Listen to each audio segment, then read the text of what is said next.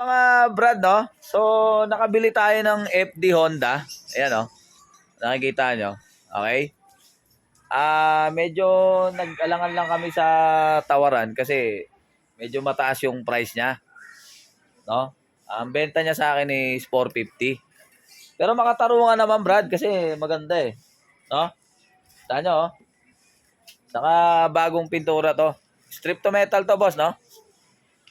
Oo. Oh. Ayan, oh. So, 450 ko na bili. Hindi naman ako kupal para tumawad. So, natawaran ko ng 50. So, pumayag naman. Okay naman siya. No? Ready to use na yan, mga brad, oh. Nakita nyo yung loob. Yan. Ang kagandahan sa 50 mil, kasama na yung helmet nung binenta niya. Yan, oh. Okay. At saka sa mga hindi nakakaalam, itong kotse na to, kargado na rin to. Okay. Yan, oh. Ganda ng loob, oh. Diba? So, yon, kung bibili kayo ng kotse, kailangan sisiguraduhin nyo rin kung maayos. No? May wiper, yan, oh. Nakita nyo yung wiper? Wiper pa lang, brad, oh. Nakita nyo? Nakita nyo yung hood. Carbon Lodi. Okay? So, 450k, natawaran ko ng 50k. Okay? So, maging wise tayo sa pagbili, mga brad. Alright? Tapos, ang maganda pa nito, brad, nabubuksan lahat ng pinto. No? Yan, oh. Ganda, oh. Ba? 450k, natawaran ko ng 50k. So, hindi na tayo talo dito, mga brad.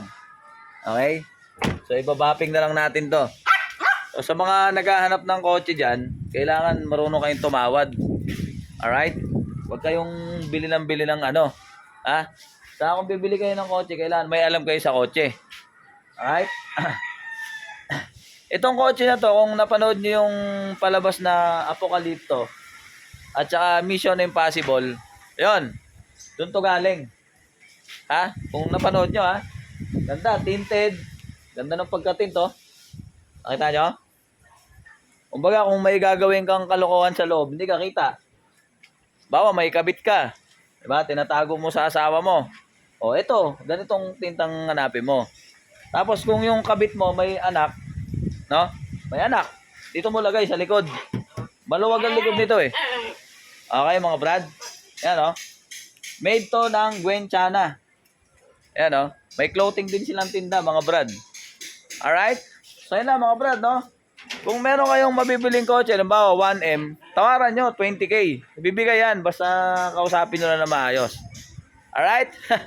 So, ngayon, i-road test natin to. Inaantay lang natin yung makina maikabit kasi wala tong makina, eh. I-order pa. So, yun lang. Yun lang naman ang issue niya, walang makina. Pero, all in all, maganda. May aircon, may ano. Pero walang makina.